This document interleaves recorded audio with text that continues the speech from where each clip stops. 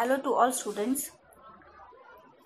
BA second year experimental psychology का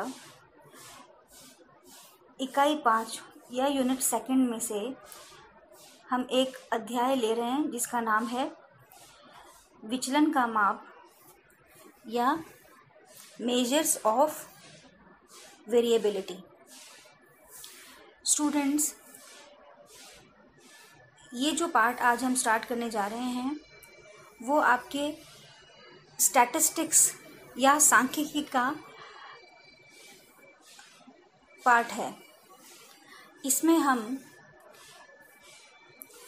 मनोविज्ञान में जो सांख्यिकी प्रयोग में ली जाती है या जो एक्सपेरिमेंट्स रिसर्च की जाती है उससे जो रॉ डाटा आता है या हम कह सकते हैं कि जो प्राप्तांक हमें रिसर्च या प्रयोग से प्राप्त होते हैं उनका इंटरप्रिटेशन या रिजल्ट निकालने के लिए जिन स्टैटिस्टिक्स या सांख्यिकी का प्रयोग किया जाता है उसका अध्ययन हम इस अध्याय में करेंगे।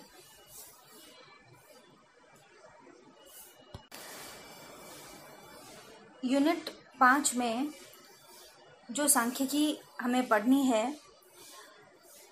उसका नाम है विचलन का माप या मेजर्स ऑफ वेरिएबिलिटी।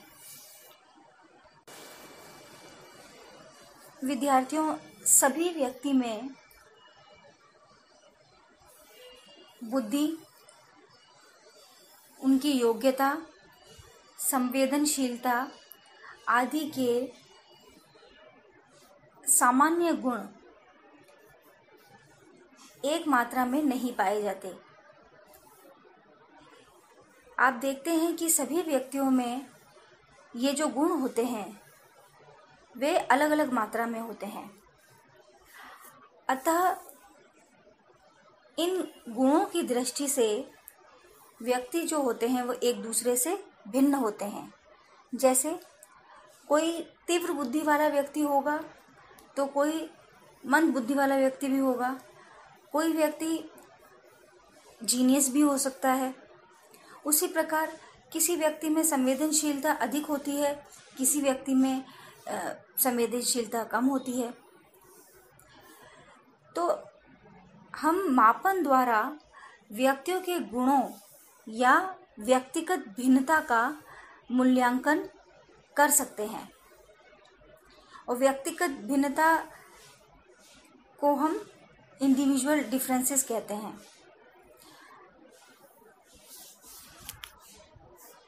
जिन व्यक्तिगत भिन्नता की या इंडिविजुअल डिफरेंस की मैंने अभी बात की, इन डिफरेंसेस को या व्यक्तिगत भिन्नता को हम हर एक व्यक्ति में सांख्यिकी द्वारा या विचलन माप द्वारा माप सकते हैं। विद्यार्थियों, किसी भी समूह में सजातीय या होमोजीनियस लोगों की संख्या अधिक है या विषम जातीय या हेटेरोजेनस लोगों की संख्या अधिक है, इस बात का पता भी हम विचलन मापकों द्वारा लगा सकते हैं। सजातीय वितरण से तात्पर्य है कि जिसमें अंकों का विस्तार अपने मध्य मान के आसपास रहता है। जैसे अगर हम कुछ विद्यार्थियों को अपनी रिसर्च में लें जिनकी ऊंचाई 62 सेंटीमीटर से लेके 76 सेंटीमीटर तक हो तो यह जो वितरण होगा वह सजातीय होगा। वहीं पर विषम जातीय वितरण वह वितरण है जिसमें अंकों का विस्तार मध्यमान से दूर दूर फैला रहता है। जैसे यदि हम विद्यार्थियों की ऊंचाई विषम जातीय वितरण में देखें तो हम उन विद्यार्थियों को लेंगे जिनकी ऊंचाई 59 सेंटीमीटर से लेकर 82 सेंटीमीटर तक होगी। इस प्रकार विचलन मापन या मेजर्स ऑफ वेरिएबिलिटी के द्वारा हम समूह में सजातीय और विषम जातीय लोगों की संख्या का भी पता कर पाते हैं। विचलन या परिवर्तनशीलता शब्दों का प्रयोग प्राप्तांकों के पारस्परिक अंतरों को जानने के लिए भी किया जाता है कि किसी प्राप्तांक में कितना अंतर है। इसकी भी जांच हम विचलन या परिवर्तनशीलता या वेरिएबिलिटी द्वारा कर सकते हैं।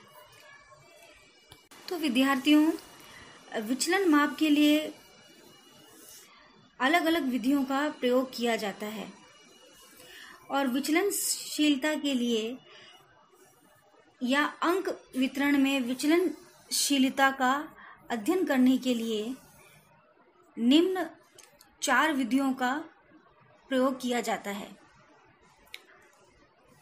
अब ये जो 4 विधियां हैं वो आपको बता रही हूँ। पहली है विस्तार या प्रसार, इसे रेंज भी कहते हैं। दूसरी विधि चतुर्थक विचलन या क्वार्टाइल डेविएशन है। विचलन माप की तीसरी विधि है औसत या माध्य विचलन, इसे एवरेज और मीन डेविएशन कहते हैं।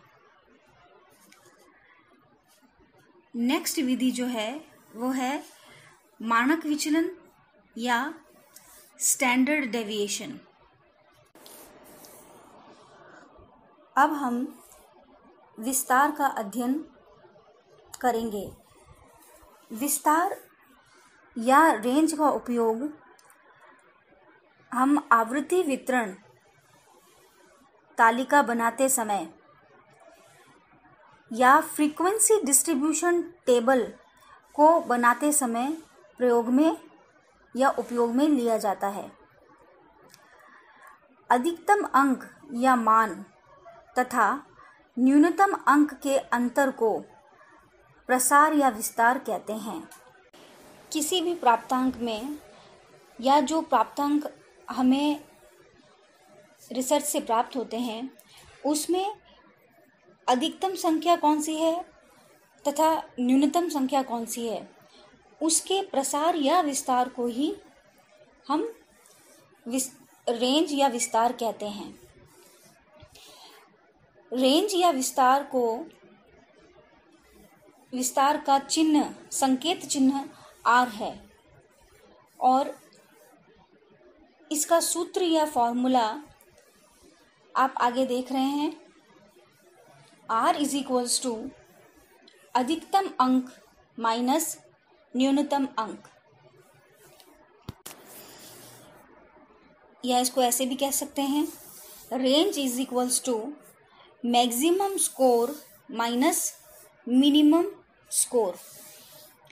तो विद्यार्थियों, ये रेंज का फॉर्मूला है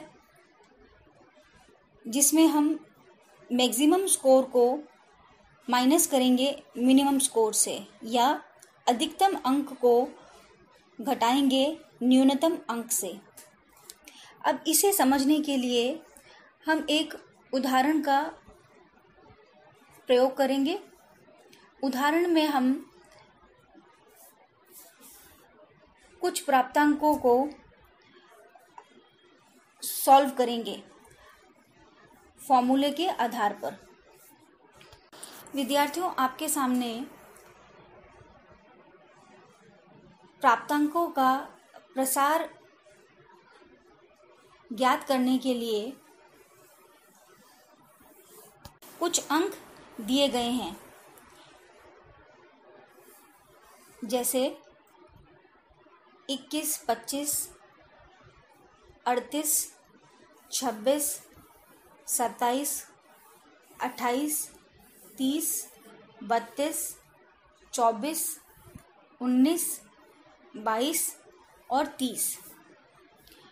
विद्यार्थियों, यदि हम यहाँ देखें, जो हमने फॉर्मूला लिखा हुआ है ऊपर, अधिकतम अंक माइनस न्यूनतम अंक, तो इसमें यदि आप देखेंगे तो अधिकतम अंक आपको 38 दिखाई देगा और न्यूनतम अंक है 19। अतः जब आप इस फॉर्मूले को इसमें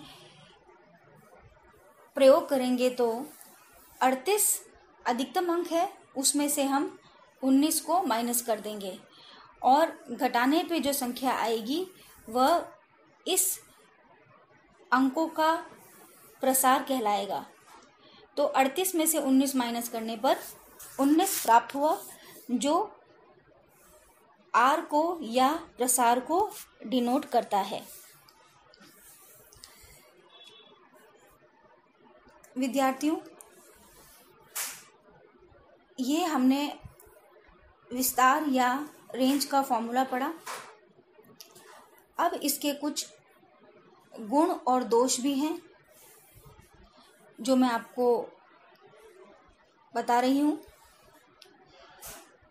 विस्तार का पहला गुण यह है कि इसका निर्धारण बहुत ही आसानी से किया जा सकता है।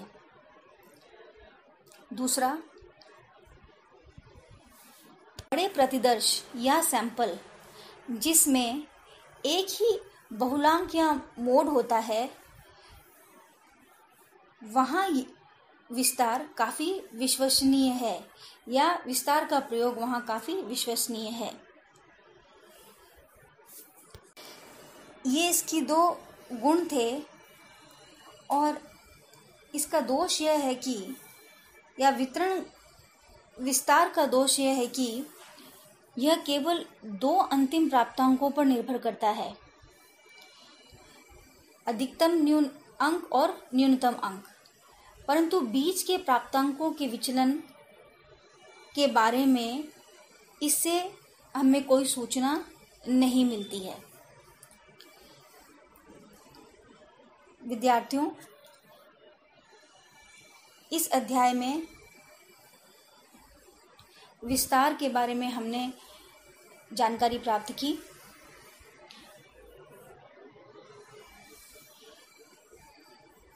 सभी विद्यार्थियों को धन्यवाद।